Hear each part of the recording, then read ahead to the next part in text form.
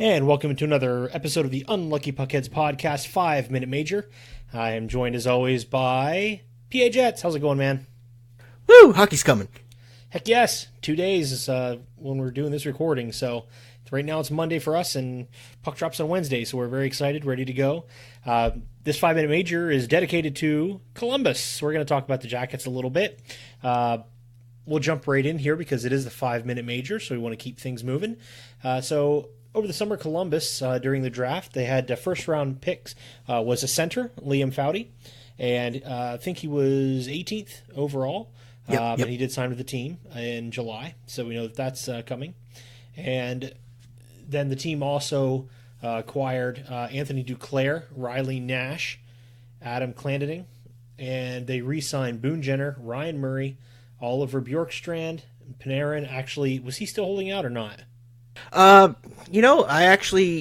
think he's still kind of giving him trouble.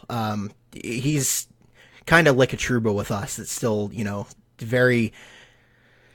I don't know how to put it without being mean, but yeah, I do believe he's still holding out. That's a shame when a player, when a team leans on a player like they do with Panarin, because they need him. And honestly, I don't know. I can see where he might want to cause some trouble for a couple different reasons.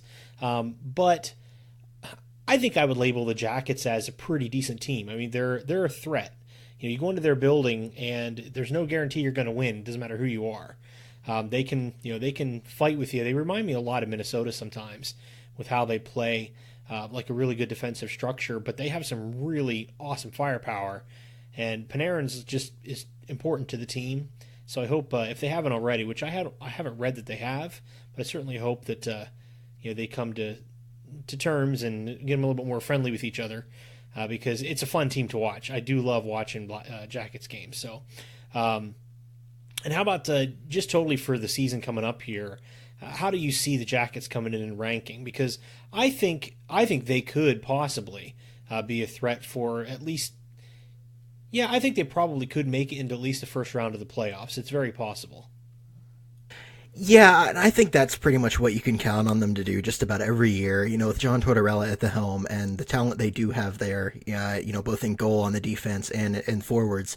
There's someone that's always going to be a threat, but I just don't see them getting past that first or second round, especially with how much of a meat grinder the East's playoffs always are. Even though there might not be the best teams going into them, they always play their heart out, and they always make it tough. So I do think they make the playoffs this year, but I don't think they get very far. And don't kill me, Blue Jackets fans. I'm just trying to be a realist here. I love you guys. You guys have a great fan base. You fire off a cannon in your building, for God's sake. I love you guys, but got to keep it real. I'm predicting first or second round exit.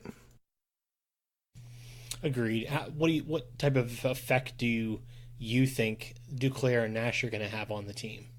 They're both really important pieces. And I think just by watching their play, you can see that. And I don't think necessarily you could, they go anywhere else and have that same impact. I actually think they're really unique with the Blue Jackets and how the Blue Jackets system works. They're incredibly important to that system, whereas they might not be, if they came to Winnipeg, either of them might not be. But in terms of Columbus, they are needed. They're, absolutely, great acquisitions, and they're going to fit in well.